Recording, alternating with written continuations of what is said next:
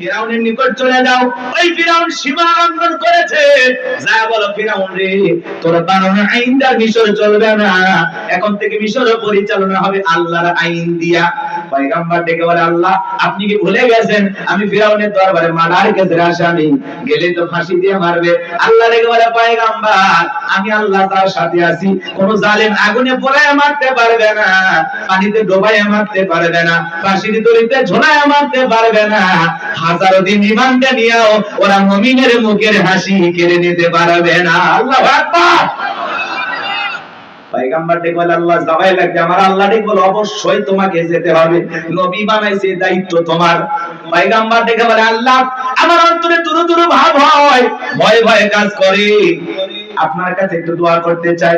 ছোটবেলায় যখন মাদ্রাসায় পড়েছিলাম, হুজুর কোরআন হাতে দেওয়ার সময় দোয়াটা পড়াইছিল, আমি ভেবে নিয়েছিলাম এটা মনে হয় কোরআন খোলার দোয়া, কোরআন হাতে নেওয়ার দোয়া, কিন্তু তাফসীর পড়তে গিয়ে বুঝলাম না না, এটা কোরআন খোলার দোয়া না। আল্লাহর পয়গম্বর মুসা আলাইহিস সালাম ফিরাউনের দরবারে দাওয়াত দেওয়ার পূর্বে আল্লাহর কাছে দোয়া করে বলেছিলেন, ওয়া রাব্বি শরহ লি সাদরি ويسر لي أمري واحلل عقدة من لساني يفقهوا قولي واجعل لي وزيرا من أهلي هارون أخي। দেখে বলেন, হে আমার রব, আমার বক্ষকে প্রশস্ত করে দাও, আমার কাজকে সহজ করে দাও, জিহ্বার জড়তাকে দূর করে দাও, যাতে সহজে আমার কথা মানুষেরা বুঝতে পারে। আর আমার পরিবারের মধ্য থেকে আমার ভাই হারুনকে আপনি নবুয়ত দান করেন, তার কণ্ঠটা ভালো, সেই স্পষ্ট ভাষায় কথা বলতে পারেন। আল্লাহ ডেকে বলে, পয়গম্বর দোয়া মঞ্জুর হয়ে গেল, তোমার ভাই হারুনকেও তোমার দোয়ার কারণে নবুয়ত দান করলাম, যাও দুইজন মিলে ফিরাউনের দরবারে দাওয়াত দাও। পয়গম্বর মুসা আলাইহিস সালাম তার ভাই হারুন আলাইহিস সালামকে ফিরাউনের দরবারে চলে গেল। সেই কথা আল্লাহ রাব্বুল আলামিন বলেন, ওয়াকালা মুসা ইয়া ফিরআউন ইন্নী রাসূলুম মির রাব্বিল আলামিন।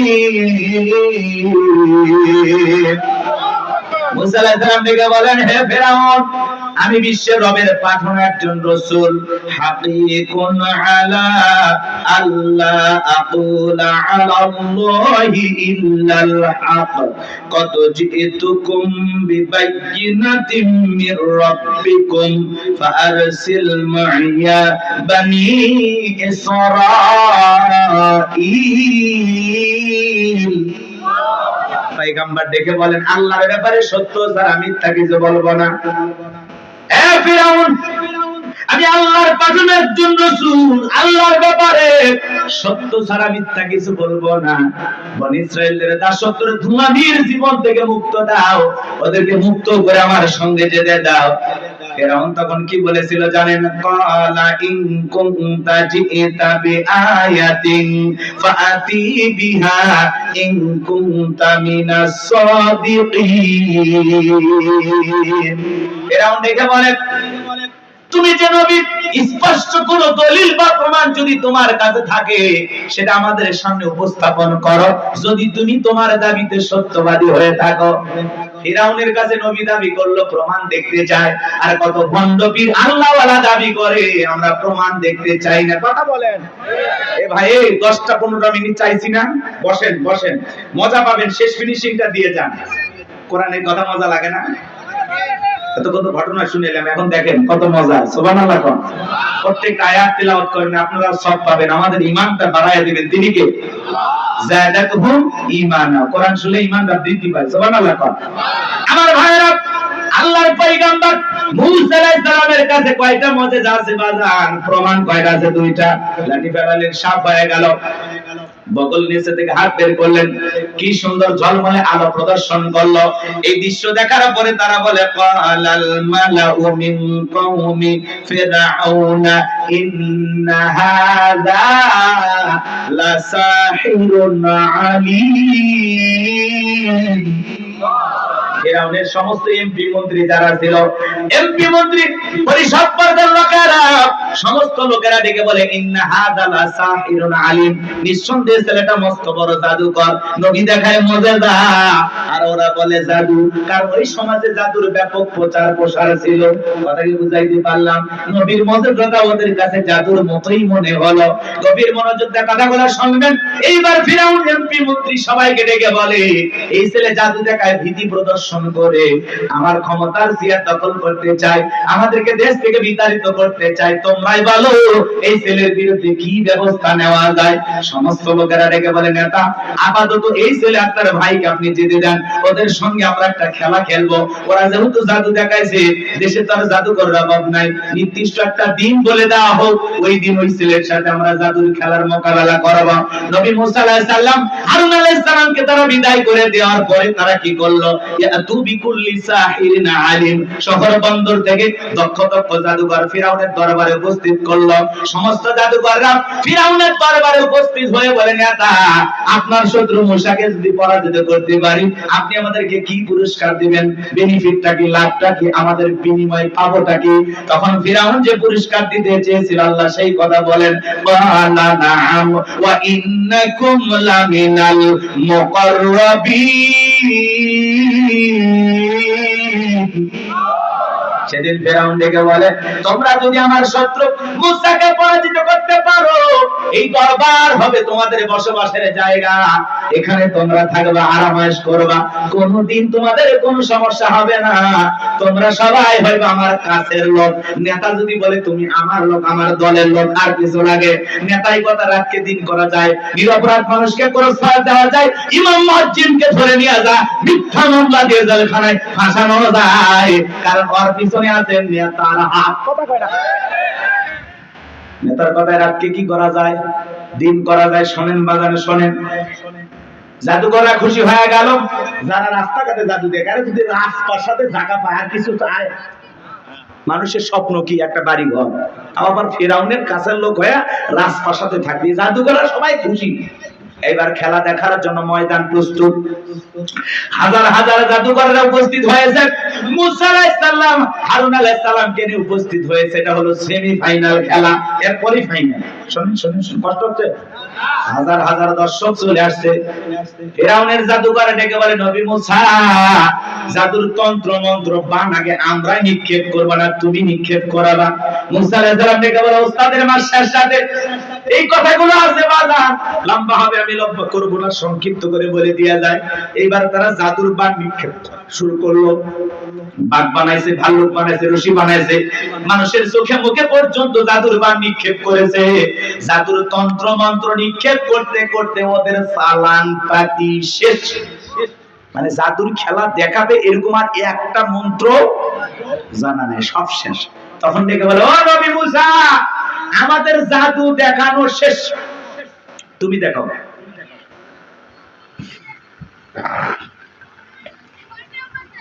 কষ্ট হচ্ছে আপনাদের?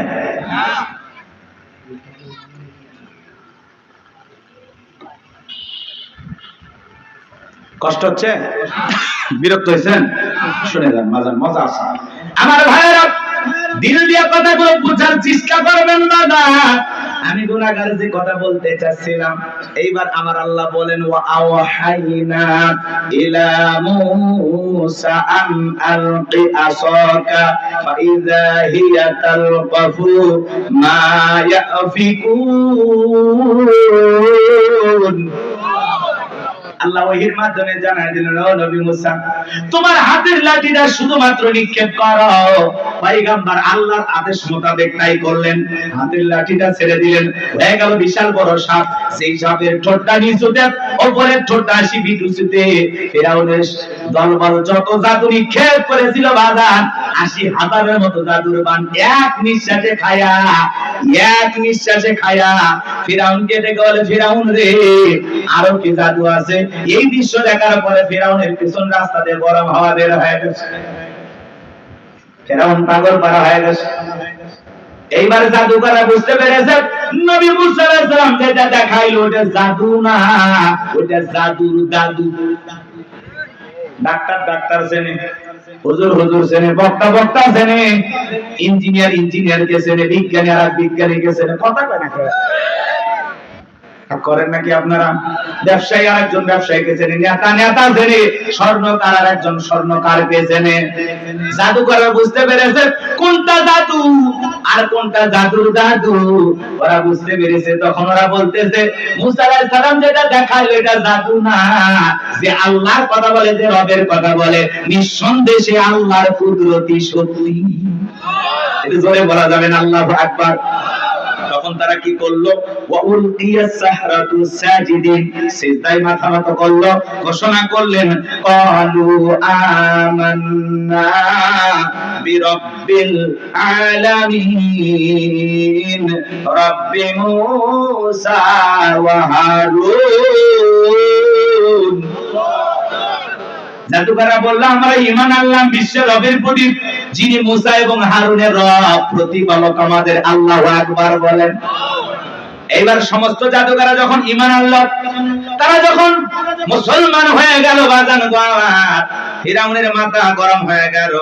ফিরাউন তখন ডেকে বলে আমার অনুমতি ছাড়া তোমরা ঈমান গ্রহণ করলাম, আমার অনুমতি নিলা না, তোমাদের শুলিতে চড়াবো, ফাঁসি দিয়ে মারবো, তোমাদের খবর আছে, তোমাদেরকে দেখে নেওয়া হবে। নতুন ঈমানদার যারা ঈমান এনেছে ওরা বলতেছে জালেম ফিরাউন শুনেনি, তোর মতো জালেমের সামসামি করে মরার চাইতে ঈমান এনে মরাই ভালো। বলেন আল্লাহু আকবার। জালেমেরা যখন পারে না তখন দেয় হুমকি, দেখে নেওয়া হবে, খেলা হবে। বলতে না ঈদ আসে আন্দোলন হয় না। আছে মালদা আছে। হিরো আলম পালালো না, এরা পালালো। এক কথা কয় না কেন? হিরো আলম এমপির দ্বারে বারবার মার খাচ্ছে, আবারও সিদ্ধান্ত নিয়েছে হিরো আলম যে আমি আবার এমপি হবো। ও মনে আবার মার খাওয়ার ধান্দা আছে। কথা কয় না কেন? হিরো আলমের মতো এমপি পালাই না। আচ্ছা, হিরো আলম যদি সংসদে যায় কি বলেন? সংসদ সুন্দর হবে না? মমতাজ, হিরো আলম এরা সংসদে গেলে এই দেশের 20 কোটি মানুষের কাছেই বদনাম। কথা বলেন ঠিক না? এরা সংসদে যা কি করবে?